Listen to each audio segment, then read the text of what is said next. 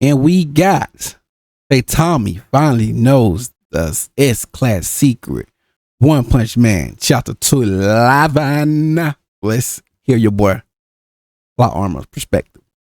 With this chapter of One Punch Man, we have the proper reveal of a The story just building up. The story, y'all, the story is building up, baby, and we love it. We here for it. Is this a Mario licky thingy? Well, let's get it. Mario Party licky thingy? Okay. We've been waiting years for. One that has some pretty major implications. The cover page of One Punch Man Chapter 211, titled Handsomely Masked Sweet Mask, features Saitama, Metal Oh my God, look at that bite. Y'all remember this character right here too. I remember this character. He was fighting that Chihuahua, that looking Chihuahua. And the B-class hero Mad Devil Yankee checking out a very attractive motorcycle. Marauder be drawing, boy. We return to Sweet Mask, the top A-class hero, giving Saitama a lecture in hopes of making him the greatest hero alive. He was stressing the importance of appearance. Specifically, how a hero's looks can positively impact their approval ratings. Which is probably the main reason why the Psychic Sisters Fubuki and Tatsumaki are so loved by the public, despite being destructive psychopaths who trash their cities more than most monsters. Sweet Mask scolded. It's crazy how they'll easily just forgive them because they got that psychic powers. But let's continue. Saitama for not paying attention. He questioned if the man didn't want to become a popular hero. Which, as a reminder, is something that Saitama never asked for. Exactly. Saitama just a hero for a hobby. It just, it's a hobby thing. He described Saitama's style as being rough around the edges. Damn. Which the bald man wasn't too happy about. But lucky for him, Sweet Mask promised to bring over his personal staff. They would be giving Kate Baldy a total makeover. So the idol hero told him to prepare himself for an eventful day tomorrow. Hearing that, Saitama began to panic. He shouted that nobody told him he'd be involved in all this tomorrow too, which wasn't true at all. Sweet Mask had already told him this multiple times. He just wasn't listening. Besides, Sweet Mask already knows that the guy has tons of free time. And to sell it even more, he let Saitama know that not showing up would be a breach of contract. And the last thing Saitama wants is to pay legal fees. For the sake of maintaining his health and beauty, Saitama wouldn't be allowed to stay up late since he needs his rest. Not to mention the importance of proper skincare. Sweet Mask is just teaching this guy to be a proper adult at this point. We then received a shot of a little Rover! Look at your boy Rover. What is Rover doing? What is Rover doing all the way over here? What's going on? Rover running to indicate the passage of time. The next morning, Sweet Mask's staff was assembled, just like he promised, and they would get started right after Saitama finished his breakfast. But before then, Sweet Mask told him to go wash his face. Yeah, he is totally parenting him. There was a fashion coordinator who would help Saitama wear cool outfits that everyone would want to copy. A voice trainer who would help Saitama be better at public speaking. A speech consultant who would help Saitama develop an energetic, clear, and somewhat sensual voice for the sake of his upcoming musical endeavors. A hairstylist. Now this the one that had me rolling like, what, a hairstylist? Like a hairstylist? This the one got me. Well, I guess his appearance, but it's like, what? Who would help Saitama gain an appealing hairstyle. God bless his soul. That's the part that had me rolling, like the hairstylist? Like, wait a minute. Someone who would teach him to always smile in front of children, look sharp and determined in the midst of battle, and always look at cameras. And finally, a character designer. They would be changing Saitama's hero name, costume, and final moves. Just by looking, Sweet Mask could tell that Saitama got his suit from an online party costume shop. Nah, that had me rolling, bro. Saitama was speechless, bro. Which the bald hero couldn't deny. So there's the casual drop of his costume's origins. When it comes to handsomeness, Sweet Mask urged Saitama to aim to be someone like him, to reach a level where he could be seen in the same light.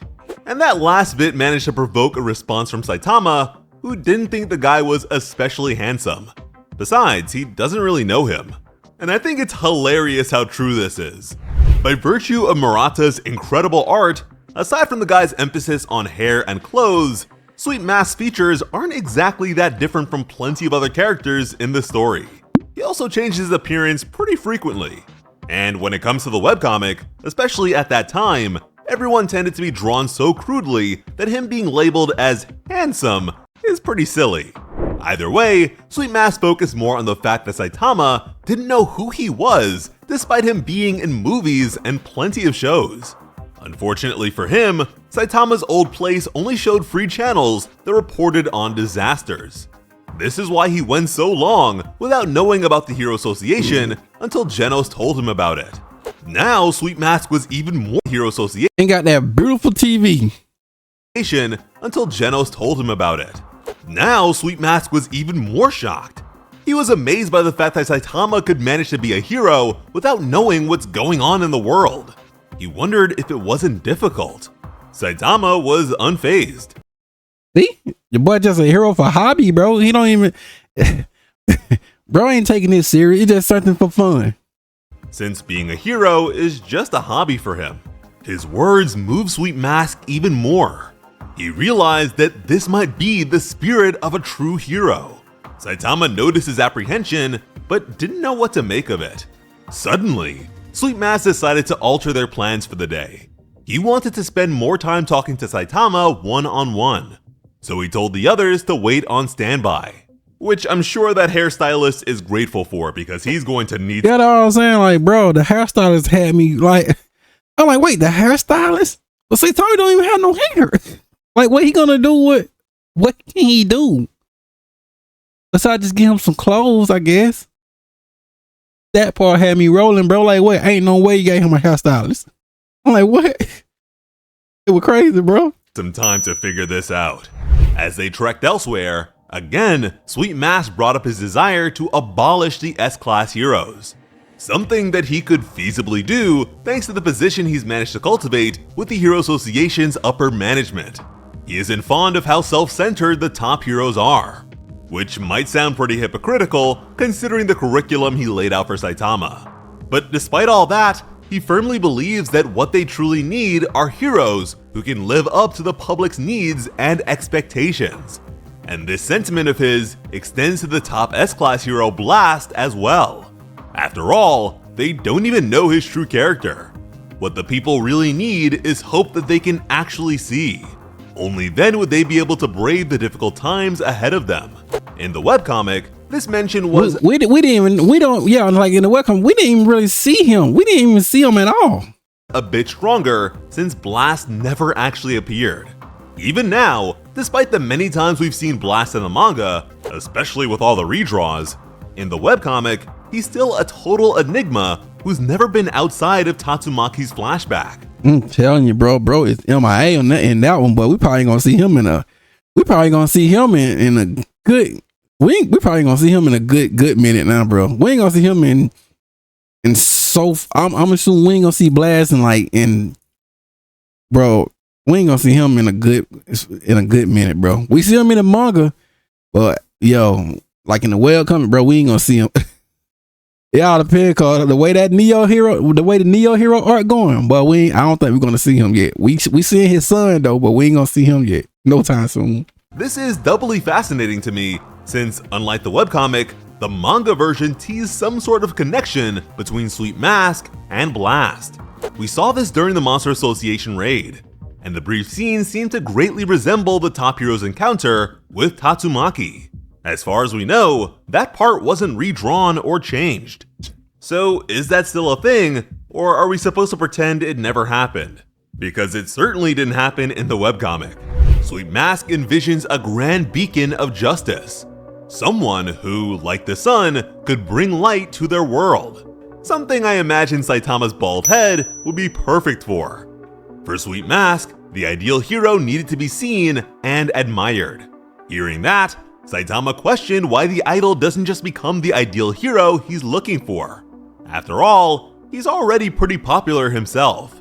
But that was something that Sweet Mask believed he absolutely could not become. See this right here, bro. The story, bro. See, bro, y'all got the bro. I know y'all read the webcomic, bro. I know y'all know it's gonna happen. So that's why he can't really become his true self, bro. Oh, y'all just gotta, y'all just wait, bro. Oh, this is gonna be beautiful. Saitama didn't manage to catch that, but instead of repeating himself, Sweet Mask changed the subject to how wonderful nature felt. He believed that doing this sort of thing was necessary to avoid being broken by stress. On top of that, he was concerned about Saitama's dead fish eyes and lack of facial muscles. So he asked his protege if he couldn't just shine some more. Saitama was fed up with all the casual insults. And that's when Sweet Mask had a great idea. He knew just the place to cheer Kate Baldy up. And that's how we getting close to it. Y'all already know it's gonna happen. We getting close to it, baby. Found themselves at an amusement park and inside of a Ferris wheel. Sweet Mask gleefully wondered. Oh, and then look, they got the drawing. He did the drawing. His fellow Marauder did the drawing. hero was having fun. He told him to try and express his inner self. And Saitama's expression made it pretty clear how he was feeling. From there, Sweet Mask asked Kate Baldy why he decided to become a hero. Again, the response was that it's just a hobby. Saitama also shared his actual name. Sweet Mask apologized for his rudeness and began to call him Saitama. In turn, he shared his real name too, Butte. Yeah, Butte. That was his name. I forgot. I just become a Sweet Mask and all other stuff, and Pretty Mask, Handsome Mask, and all that crap. Saitama decided to turn the question around and asked Butte why he became a hero. Sweet Mask hesitated. To explain that, he needed to tell Saitama his story first. But Saitama really Bro, do not want to hear that. didn't want to hear all that yapping and tried to stop him. But the ride they were on would take 30 minutes to go around, so they had plenty of time. Saitama was trapped and distraught. Sweet Mask explained that when it comes to his ugly appearance, he always had an inferiority complex. To make up for it, he decided to be beautiful on the inside by living in accordance with strict moral principles. Hearing the guy talk about looks yet again immediately lowered Saitama's interest, but Sweet Mask urged him to keep listening. 3 years ago, just after the establishment of the Hero Association, Butte decided to try his hand at the exam. Back then, the review process was incredibly lax. Pretty much everyone got in, but the turnover was high too.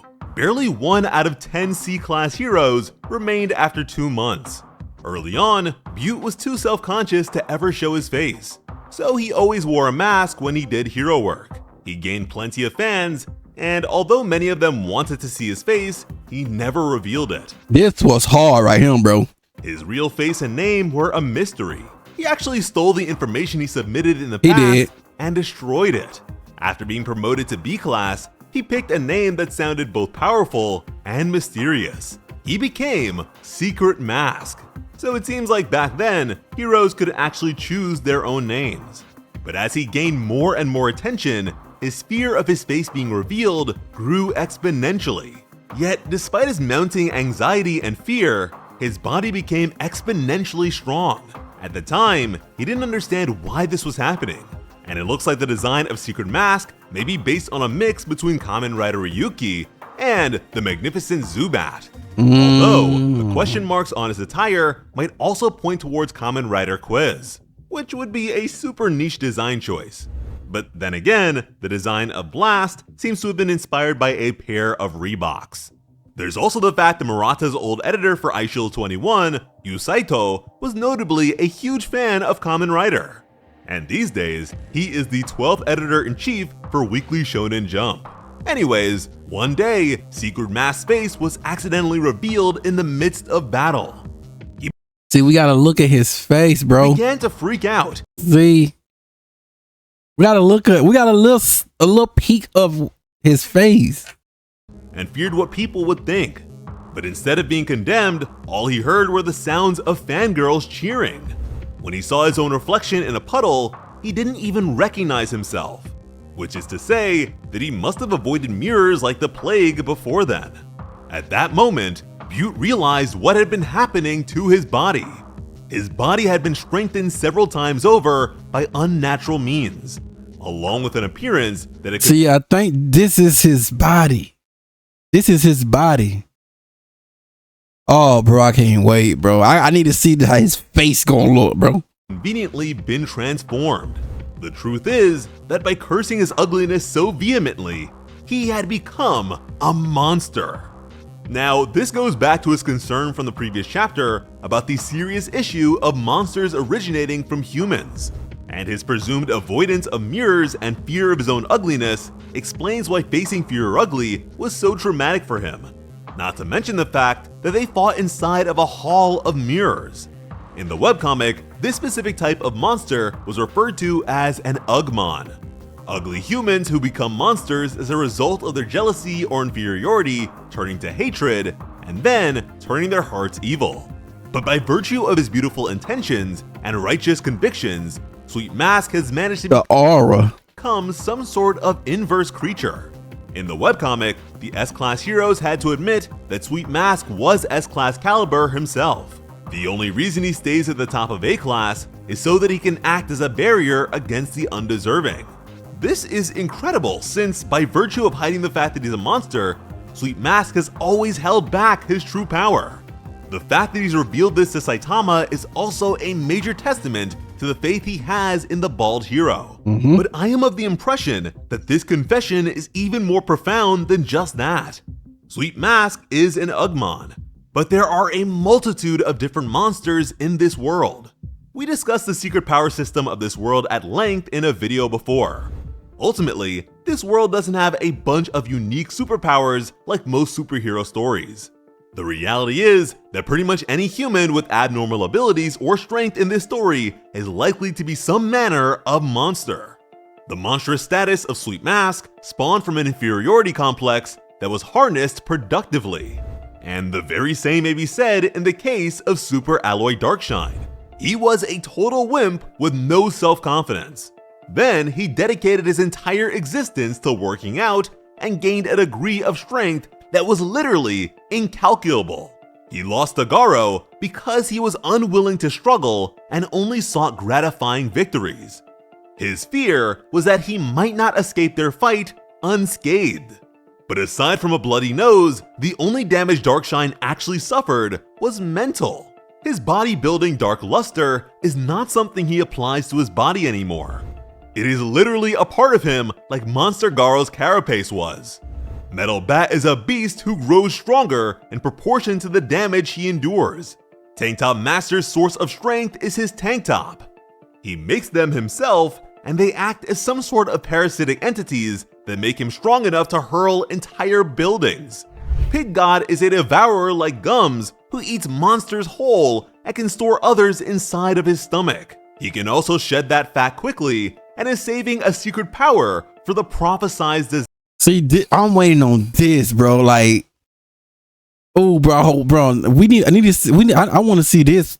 Like, he got another secret power, bro. We need to know what this is.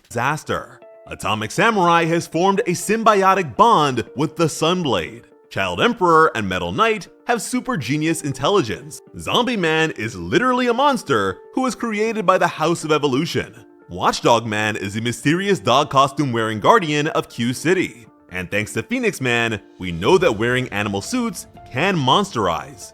The fighting styles that Bang created were at the core of Garo's strength, and he was a ruthless maniac in his youth. Drive Knight and Genos are cyborgs with barely any human parts remaining. Flashy Flash was raised from a young age to be a vessel for the ultimate monster, God. King's Luck is nothing if not monstrous. Puri Puri Prisoner is the kind of monster that we can't talk about on YouTube. Tatsumaki is a floating calamity who was experimented on by Tsukuyomi, a god cube possessing organization of artificial espers. And Blast's powers are all derivatives of God's providence. The truth is that all of the S-Class heroes are monsters. Productive and helpful ones, yes, but monsters nevertheless. Garo, a former monster, is also slated to join their ranks in due time. And with all this, we'd be remiss not to consider Saitama a monster as well. But as monsters, the S-Class heroes are all a mess, and teeter on the edge of becoming disasters themselves. Saitama's role in the story, unbeknownst to him and everyone else, is to influence and reorient them towards true heroics. And I tell you man, one is really one hell of a writer. The manga continues to be faithful to the webcomic, so I'm confident that the next chapter is going to be insane. So yeah, that next fight. Well, yeah, I feel I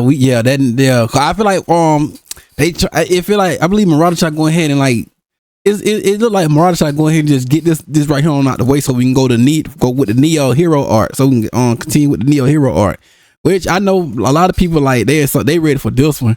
I'm cool with this one too, but I'm really ready for the Neo. But it's like Murata trying to go ahead and get this one out the way, bro. Cause it's not that long, but it's good. It's good. Hope you'll be with us when the time comes. As always, I'm Slice of Otaku. Thank you all so much for watching and have an awesome. I love you. And there you go, ladies and gentlemen. Yes, man, that was dope right there, man. I'm ready for it though. I've been telling y'all I'm ready for it, but y'all already know. Let's